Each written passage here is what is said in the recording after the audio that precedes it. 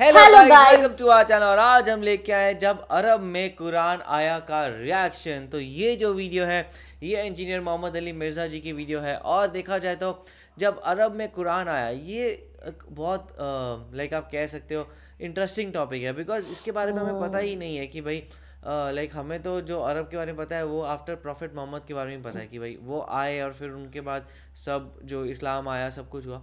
पर उससे पहले अरब में क्या था या फिर कैसा था, या फिर वो जब आया जब कुरान आया तो एकदम से क्या चेंजेस हो गए, वो चीज़ के बारे में हमें नहीं पता। और मेरे को तो ये भी जानना है कि मतलब उसके जब कुरान आया तो चेंजेस मतलब ऐसा तो होगा नहीं कि यार एकदम से आए हो गया ना, ऑब्वियस सी बात है, टाइम तो लगा ही होगा। और क्योंकि लोगों को ऐसा हो जाता है ना, कुछ भी चीज आती है तो उसको अडेप्ट करने में टाइम लगता है। तो मतलब कि लोगों का रिएक्शन कैसा था उस चीज को, पॉजिटिव या नेगेटिव? वो ऐसे थे कि मतलब इसमें जो चीजें लिखी है हम उसको वैल्यू नहीं करते, हम नहीं मानते। तो क्या था वो मेरे को इस वीडियो के थ्रू पता लगेगा। तो स्टार्ट करते हैं वीडियो को। जब अरब में कि अरब के लोगों में दो खामियां थी। नंबर 1, चिट्टे, अनपढ़, जाहिल, उजड। हत्ता कि इन्हें बाकी लोग उम्मी कहा करते थे। उम्मी, पढ़े लिखे नहीं थे, मेरे अनपढ़।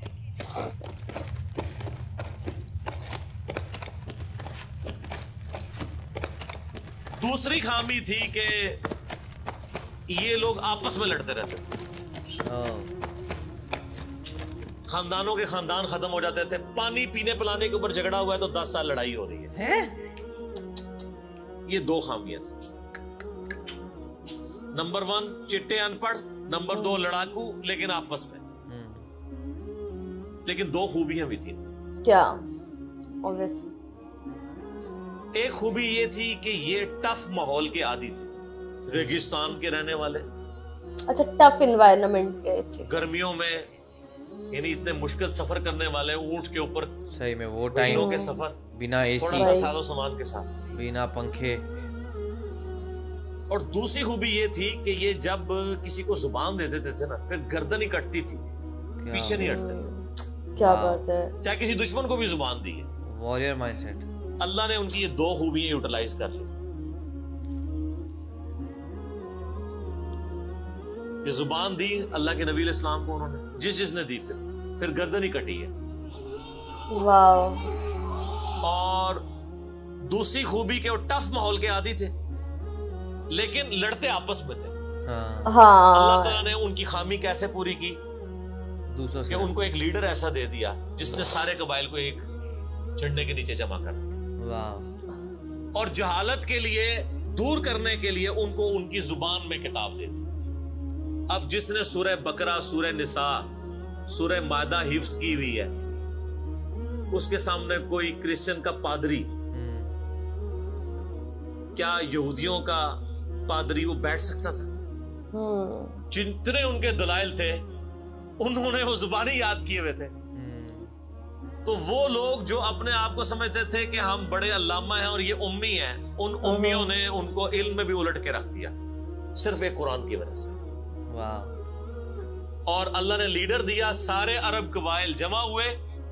वो अरबी जो आपस में लड़ते थे उन्होंने कभी ये सोचा भी नहीं था कि अगर हम एक झंडे के नीचे जमा हो जाए तो हम दुनिया की सुपर पावर्स को उलट सकते हैं, रोमन और पर्शियन एम्पायर। सही में वो।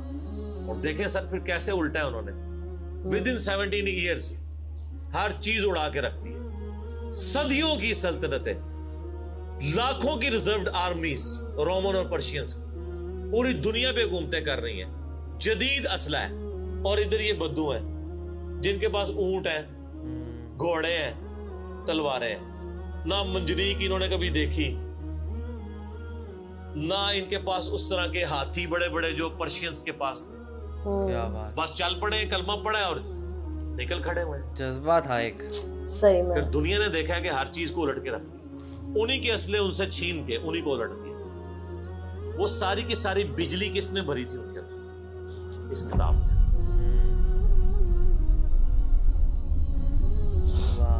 ये किताब थी। किताब पढ़ते थे, ईमान ताजा करते थे। जिहाद का क्यों जिक्र है इतना कुरान के अंदर? क्योंकि अल्लाह ने एक ऐसी उम्मत उठानी थी जिसने तलवार के जोर पे उखाड़ना था रोमन और पर्शियन। हम मानते हैं कि इस्लाम तलवार के जोर पे फैला है, लेकिन ये तस्वीर का एक रुख है। तस्वीर का दूसरा रुख यह है कि जो बदमाश सदियों से दुनिया पे हुक्मरान थे और लोगों की रियाया का इस्तेहसाल कर रहे थे, अपनी रियाया का, उन पे उन्होंने इतने टैक्सेस लगाए हुए थे, उनको उखाड़ने के लिए क्या मीठी मीठी बातें चाहिए थी? नहीं। तारिक जमील साहब के लेक्चर्स ने रोमन और पर्शियन एम्पायर उखाड़ने थे। नहीं, ये तो उन लोगों के लिए नहीं मुसलमान हो चुके हैं। हाँ। बदमाश कब अपनी पोस्ट छोड़ते हैं? उनको फिर असले के जोर पे ही उखाड़ना था। बात तो सही है वैसे। और फिर अल्लाह ने सहाबा किराम की तलवारें मुसल्लत की उनके ऊपर। जब उखाड़ दी, फ्रीडम ऑफ एक्सप्रेशन मिल गया, फिर मामला सीधे हो गए। उस जमाने में बादशाह का दीन रियाया का दीन होता था। अगर कोई रियाया कहे ना कि मैं बादशाह के दीन से अलग होता हूं, कत्ल हो जाता था। आप पता है ईसाईयत कैसे फैली है? ये तो सारे बुत परस्त थे। कॉन्स्टेंटाइन II, जिसके नाम पे कुस्तुंतनिया शहर था, जो बाद में मुसलमानों ने फतह किया, सुल्तान मोहम्मद फातेह ने, टर्की वालों ने उस पर एक फिल्म भी बनाई है, उर्दू डबिंग के साथ है। एक ही नशिस्त में आप देख सकते हैं 2.5-3 घंटे की। जो फिल्में देखते हैं उनके लिए, मौलवियों के लिए नहीं। तो उसने वो कुस्तुंतनिया फतह किया, फिर उसका नाम इस्तंबुल रख दिया। वो कॉन्स्टेंटाइन II जो था वो क्रिश्चियन हो गया था। क्योंकि वो क्रिश्चियन हुआ तो पूरी रियाया 3 बड़े आज़मों में फैली हुई वो क्रिश्चियन हो गई। ओके, ऐसे क्रिश्चियनिटी फैली है। मतलब पहले ही लोग तो रियाया को वही दीन रखना होता था जो हुक्मरान का। पहले हुक्मरान बुत परस्त था, ईसाइयों पे जुल्म होते थे। बाद में जब हुक्मरान ही मुसलमान हो गया, उस जमाने ज़ाहिर ईसाईयत इस्लाम का ही नाम था, तो सारे पीछे इस इमाम के। ये बड़ा खतरनाक मामला था। दूसरी तरफ पर्शियन जो है वो आतिश परस्त थे, उनके नीचे आतिश परस्ती का दीन चल रहा था। तो ये फिर जरूरत थी कि फ्रीडम ऑफ एक्सप्रेशन दिया जाता। इस्लाम ने तलवार के जोर पे इनको उखाड़ा, इनकी बदमाशियां खत्म की, और ऐसी खत्म हुई कि बुखारी मुस्लिम की हदीस है, नबी इस्लाम ने फरमाया अन करीब कैसर खत्म हो जाएगा, फिर क़यामत तक कोई कैसर नहीं होगा। सर ये प्रोफेसीज अल्लाह की ताईद के साथ ही कोई दे सकता है। अन करीब किसरा खत्म हो जाएगा, क़यामत तक कोई किसरा नहीं होगा। देख ले 1500 साल हो गए, ना रोमन एम्पायर दोबारा बनी, ना पर्शियन एम्पायर दोबारा बनी। सही बात। हत्ता कि अब तो वो कॉन्सेप्ट ही खत्म हो गया, मुल्कों वाला कॉन्सेप्ट आ गया। और उस जमाने में ये बात करना एक ऐसे शख्स का जिसके ऊपर ईमान लाने वाले गिनती के लोग हों, बहुत बड़ी बात। सही में। और अल्लाह ने फिर उखड़वाया। और आज फ्रीडम ऑफ एक्सप्रेशन ऐसा है कि आज तलावत हो रही होती है तो ट्रंप भी बैठ के सुन रहा होता है। क्यों? हालांकि वो क्रिश्चियन है। फ्रीडम ऑफ एक्सप्रेशन आ गया। आप जाए अमेरिका में, आप किसी मार्केट में मुसल्ला डाल के नमाज पढ़े, कोई आपको मना नहीं करेगा। उल्टा आपके साथ सेल्फियां बना रहे होंगे कि ये क्या हो रहा है। तो पहले कोई सोच सकता था कि फिरौन के सामने कोई नमाज पढ़ता? कभी भी। जादूगरों ने जरा सी बात की, ईमान लेके आए तो मैं तुम्हें सूली दे दूं। तो ये इस्लाम इस दौरे जदीद का खालिक है, और ये दौरे जदीद को तख्लीक जो इस्लाम ने दी है वो कुरान के जरिए। एक अल्लामा वहीदुद्दीन खान साहब है इंडिया के, 90+ उनकी एज है। उन्होंने किताब लिखी है इस्लाम दौरे जदीद का खालिक। इसी टॉपिक को एड्रेस कमाल की किताब है,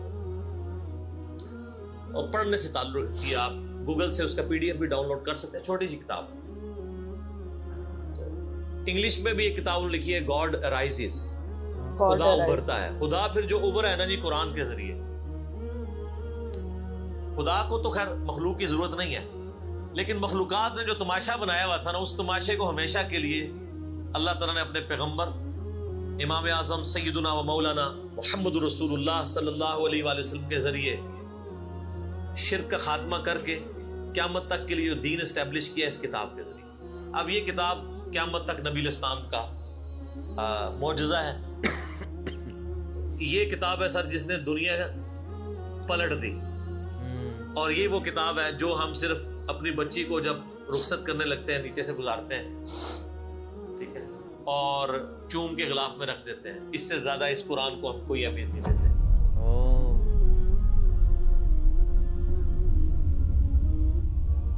हालांकि ये कुरान इसलिए नाज़िल ही नहीं हुआ, ये तो हमारी किताब जिंदगी है, लेकिन माशाल्लाह ऐसी साजिश इस्लाम के खिलाफ की है काफिरों ने नहीं, मुसलमानों ने। पूरी नेकनीति के साथ जनाजा निकाला दीन का, और एक स्लोगन दे दिया, कुरान नहीं डायरेक्ट पढ़ना गुमराह हो जाओगे, कुरान में बड़ी बड़ी मुश्किल चीजें हैं, इसको हाथ नहीं लगाना। ये यहूदी बात करते हैं तो हम कहते हैं ये अल्लाह के दुश्मन है, मुसलमान कह रहे हैं, हम कह रहे हैं बिल्कुल सही कह रहे हैं। वो मेरा क्लिप आया ना पिछले, लेकिन और एक मौलवी ने कहा है, तो वो इस्लाम 360 के ऊपर जो उसने हमला किया है, तो मेरा क्लिप भी उस पर रिकॉर्ड हुआ है। तो पहले तो लोग कहते थे कि अभी बातें करता है, अब तो वीडियो में लोग रिकॉर्ड करा रहे हैं कि जी कुरान डायरेक्ट नहीं पढ़ना, आप गुमराह हो जाए। अच्छा, आज तक आपने कभी नहीं सुना ये कहें कि फलां मौलवी की किताब डायरेक्ट नहीं पढ़नी, आप गुमराह हो जाएंगे। यानी मौलवी कितना सियाना है कि उसको तरीका पता है कि मैंने बात कैसे समझानी है, और उसको ऐसी किताब लिखनी भी आती है जो गुमराह ना करे। और अल्लाह को ऐसी किताब नहीं देनी आई कि जो गुमराह होने से बचा ले। कुरान में कहां है कि गुमराह करता है? वो तो अल्लाह ने टांट किया कि जो कुरान पे ईमान नहीं लाते वो गुमराह होते हैं, जो ईमान ले हैं और बात मान लें वो कैसे गुमराह होंगे? ये तो तारीफ की है इन्होंने। तो इस किताब ने जनाब दुनिया की कायाकल्प की है, और इसका टेस्ट आप तभी फील कर सकते हैं जब आप अरबी जानते हो थोड़ी बहुत, या फिर अगर आपने उर्दू में टेस्ट लेना है तो आप मौलाना मौदूदी रहमहुल्लाह का तर्जुमा पढ़ें। वो उसी सोजो गुदास को ट्रांसलेट करता है उर्दू के अंदर। मैंने अभी तक किसी और बंदे के तर्जुमे को नहीं देखा कि जो तर्जुमे बड़े लोगों ने किया, मतलब बरेलवी साहब ने, श्री थानवी साहब ने, इन दोनों के तर्जुमे तो वैसे ही वक्त के साथ खत्म हो गए इस लिहाज से कि उसमें तो कई अल्फाज जो है वो पुरानी उर्दू के हैं। हमारे नए बच्चों को तो समझ नहीं आती लिखा क्या हुआ है। हमने कई संगतें हलाक कर दी। संगतें पता किसे कहते हैं? संगत लोग, कई उम्मतें, उन्होंने उम्मत का तर्जुमा संगत किया, उस जमाने में वो चलता था। आजकल अगर आप आला हज़रत का ये तर्जुमा रखें तो लोगों को नहीं समझ आएगा। लेकिन मौदूदी साहब ने चूंकि लेटेस्ट उर्दू में तर्जुमा किया और फिर वो सोजो गुदास ट्रांसफर किया। मेरा चैलेंज, आप कोई कुरान की सूरत निकालें अपनी मर्जी की, बाकी सारों के तर्जुमे रखें, फिर मौदूदी साहब का भी पढ़ें, तो आपको लगेगा कि आपका दिल तेजी से धड़कना शुरू हो गया है। अल्फाज के चुनाव, फिर उसमें जो रिदम है, और वो उन्होंने तफहीमुल कुरान के मुकदमे में लिखा है कि मैंने देखा है कि हमारा नौजवान कुरान तर्जुमे से लेके बैठता भी है ना तो बोर हो जाता है। तो उनका मैंने समझा कि क्यों होता है बोर, क्योंकि वो तो पढ़ रहे थे उर्दू में, अल्लाह ने तो कुरान नाज़िल किया अरबी में, अरबी उसने सीखनी कोई नहीं है, और उर्दू ने जो तर्जुमा किया हुआ है वो उन्होंने तर्जुमा किया हुआ है एज ए स्टोरी बुक। ये तो किताब जिंदगी है, ये तो जिंदा किताब है, बल्कि मुसलमानों की जिंदगी का सबब है। सही मुस्लिम में हदीस है, अल्लाह इस किताब की वजह से कौमों को अरूज देगा और इस किताब की वजह से लोगों को, उम्मतों को जवाल देगा। जिसको डॉक्टर इकबाल ने फिर शेर में कहा, वो जमाने में मुअज़्ज़ज़ थे मुसलमान होकर और तुम हार हुए तारिक कुरान होकर। वो जमाने में मुअज़्ज़ज़ कौन? सहाबा अहले बैत, ताबईन तबा ताबईन, और तुम हार हुए कौन? असी, और सिर्फ असी नहीं, साढ़े बुजुर्ग भी। ये ना समझिएगा, जाहिर आप तो हम कह सकते हैं ना, डॉक्टर इकबाल के जमाने में इंडिया पाकिस्तान बांग्लादेश के जितने बाबे जिंदा थे, आज तो कह सकते हैं मर गए हैं। डॉक्टर इकबाल जब ये शेर कह रहा था, तुम खार हुए तारिक कुरान होकर, तो वो खार अहमद बरेलवी साहब, अशरी थानवी साहब, ये सारे लोग जिंदा थे उस वक्त, तो उन्हीं को ही कह रहे थे ना। हत्ता कि कुरान के तर्जुमे को भी गुनाह समझा गया। ये तो बहुत बाद में तर्जुमा हुआ है, पहला तर्जुमा शाह वलीउल्लाह दिल्ली ने किया। पहले तो लोग कहते हैं कुरान का तर्जुमा करने की जरूरत नहीं है, और यहाँ लोग कहते हैं बुजुर्गों की बड़ी खिदमत है। हम पूछते हैं 1000 साल से बुजुर्ग यहाँ बैठे हुए हैं, किसी एक बुजुर्ग का कुरान का बुखारी का तर्जुमा मुझे दिखा दे कि जी ये सुल्तान बाहू ने देखे नहीं कुरान का तर्जुमा किया है, ये जी दाता साहब ने बुखारी शरीफ का तर्जुमा किया है। क्या इंडिया पाकिस्तान बांग्लादेश के लोगों की जुबान अरबी थी? फारसी थी ना? तो किसी बुजुर्ग को तौफीक नहीं हुई है कि कुरान का फारसी में तर्जुमा कर दे। इतना बड़ा छक्का मैंने मारा है कि क़यामत तक ये रोएंगे। आंदा को क्या ना, बुजुर्गों की खिदमत है। हमारे प्राइम मिनिस्टर साहब भी कहते हैं ना जी, वो फरीदुद्दीन गंजे शकर की बड़ी तालीम। फरीदुद्दीन गंजे शकर साहब ने कौन सा कुरान का तर्जुमा किया है? अगर किसी ने कुरान का तर्जुमा ही नहीं किया, बुखारी मुस्लिम का तर्जुमा ही नहीं किया, वो क्या खिदमत करता रहे? वो अपनी तालीमात देते रहे। सही गलत इसका फैसला हम नहीं करते, वो तो फिर मैं और तरफ चल पड़ूंगा। सिर्फ जो खिदमत वाला ढोंग रचाया हुआ है ना, वो मैं आपको बता रहा हूं। जितनों के मजार बनाए हुए आपने, किसी एक का तर्जुमा दिखा दे कुरान का, तो ये फिर इन्होंने जानबूझ के सियासत की इस्लाम के नाम के ऊपर, अपनी बातें करवाते रहे। सर उनको पता था कुरान का तर्जुमा हो गया, सूरह जुमर और सूरतुल अनाम अगर उर्दू में आ गई तो बाबों को किसने पूजना है? सर बुखारी का अगर तर्जुमा हो गया तो सारों ने तो रफ़ अली दैन से नमाज पढ़नी है, बाबे सारे बगैर रफ़ अली दैन वाले ने। ये वजह थी कि बड़ी होशियारी है उन्होंने, एना समझो भोले संजे, बहुत होशियार संजे। और देख लेना फिर आप रिजल्ट सामने आ गया। जिधर तर्जमे हुए हैं वो कहना नहीं प्यो दादे ते ऐथे हाथ बंदा सी, ऐथे बंदा है, तो रिजल्ट निकल आया ना। इसीलिए बुजुर्ग जो काम करते हैं वो हिकमत से खाली नहीं होता। हाँ उन्होंने बड़ी शायरी दिखाई है आपके साथ, लेकिन अल्लाह का वादा है हुवल्लज़ी अरसला रसूलहु बिल हुदा व दीनिल हक लियुज़हिरहु अला दीनि कुल्ली। कुर्बे क़यामत से पहले दीन को गलबा मिलना है, गलबा बाबों के जरिए नहीं मिलना था। इसी किताब से, जिस किताब ने पहले गलबा दिलाया, अब आज देखें बच्चा बच्चा एंड्रॉइड फोन खोले हुए है, कोई आयत आती है तर्जुमा पढ़ लेता है। तो सर ये खिदमत तो फिर इन्होंने की है ना इस्लाम की। सही बात। अच्छा ये एंड्रॉइड फोन किस रहमतुल्लाह अलैह ने बनाया था?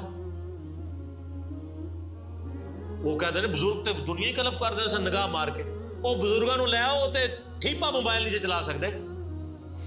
आप मुझे बताएं मैं किसी बुजुर्ग को कब्र से निकालूं और उसको कोई मोबाइल चला लेगा? आपका बच्चा चला लेता है। और किसी का अगर इतना ईमान है ना बुजुर्गों के ऊपर, तो आज वाले बुजुर्गों पे भी है। तो मैंने इनको बड़ी दफा मशवरा दिया है कि बुजुर्ग जो जनाब दुनिया चला रहे हैं, तो मैं इनको कहता हूं आपको बुजुर्गों के साथ जहाज पे बिठाते हैं, जब 10 किलोमीटर हाइट पे पहुंच जाता है ये बोइंग जहाज, जब पहुंचे तो हम पायलट को कहेंगे तू तो भाई बिस्मिल्लाह पढ़ के ते पैराशूट नाल कूद जा, बुजुर्ग चलान ते जहाज लैंड करान, वो कितने लैंड होएगा जहाज? बुजुर्गों ने मरीज भी उस जहाज ही नीचे बैठ लगे, जेडे तुहानू कहंदे बुजुर्ग दुनिया चला रहे हैं, उनको भी पता है जहाज को नहीं लैंड होना। और जो जहाज नहीं लैंड करा सकता, मैं कहता हूं किसी बुजुर्ग को आप ला के जहाज के कॉकपिट में बिठा देना, वो नहीं लैंड करा सकता। हाँ लैंड कराएगा अगले जहां जाके, वो भी वो नहीं कराएगा, खुद ही होएगा। सब कहानी है, कहानियों का दौर खत्म हो चुका, क्योंकि अब एक नारा आम है, कौन सा कि ना मैं वाबी ना मैं बाबी, मैं हूं मुस्लिम इल्मी किताबी। वाओ, बहुत ही कमाल की वीडियो थी और कहते हैं ना बहुत इंफॉर्मेटिव वीडियो थी ये। इन्होंने बताया कि कैसे जो यहूदी थे उनमें 2 कमियां थी और उनकी 2 खासियत भी थी। जो कमियां थी वो ये थी कि वो अपने एक दूसरे के साथ ही लड़ते रहते थे, और दूसरी जो खामी थी वो ये थे कि वो मतलब पढ़े लिखे नहीं थे, ठीक है। और जो उनमें अच्छाई थी वो ये थी कि वो मतलब एक तो वो डेजर्ट से में रहते थे तो वो काफी ज्यादा टफ थे, और दूसरा वो था कि वो अपनी जुबान के बहुत ज्यादा पक्के थे। फिर हम लोगों को पता लगा कि कैसे वहां पे क्रिश्चियनिटी आई, उन लोगों ने मतलब कि क्रिश्चियनिटी अपनाई, फिर उसके बाद जाके लोगों को मतलब कि कुरान के बारे में पता लगा। और हम लोगों को ये भी पता लगा कि उस टाइम जो कुरान थी वो अरबी में ही थी, और अब मतलब कि अब तो मतलब कि चलो और भी ट्रांसलेट हो गई है वो। और उन्होंने मतलब कि जो मोहम्मद अली मिर्जा, इंजीनियर मोहम्मद अली मिर्जा, उन्होंने ये भी बताया हमें कि कैसे जो बाबा है वो मैनिपुलेट करते हैं लोगों के माइंड को, और जबकि उनको कुछ भी नहीं पता। और जो बेसिकली अगर लोग चाहते हैं कि एक अपना रिलीजन की तरफ आगे बढ़ना या फिर अपना स्पिरिचुअलिटी जर्नी को बड़ा करना, तो बेसिकली यही है कि आप उसकी होली बुक पढ़िए, आप कुरान पढ़िए, ना कि आप बाबाओं की बात सुनिए। और देखा जाए तो जो वो अरब लोगों की बात हो रही थी, तो किस तरीके से लाइक वो उनको बताया जा रहा था कि लाइक उनके अंदर पहले इतनी नॉलेज भी नहीं हुआ करती थी, कुछ भी नहीं था, पर वो था वो जज्बे वाले लोग थे, एंड वो अपने एक बहुत टफ टाइप के लोग थे। तो और उनके साथ वही चीज़ों का इस्तेमाल करके फिर कुरान आई, और कुरान ने उनको एक बहुत नॉलेजेबल पर्सन भी बनाया और साथ में इकट्ठा कर दिया। जो हमने देखा हुआ है कि लाइक इनमें बहुत सारे ऐसे हुआ करते थे, इनके ट्राइब्स हुआ करती थी, कुरैश और ये सब, तो वो सब इकट्ठा हो गई। और जिसके बाद फिर जाके हमने देखा किस तरीके से काइंड ऑफ कह सकते हैं कि मुस्लिम रूल आ गया था पूरी दुनिया के ऊपर। तो आपका इसके ऊपर क्या कहना है, हमें कमेंट सेक्शन में जरूर बताएगा। तो ऐसे लाइक करते जाइए, कमेंट करते जाइए, शेयर करते जाइए और सब्सक्राइब करते जाइए। बाय।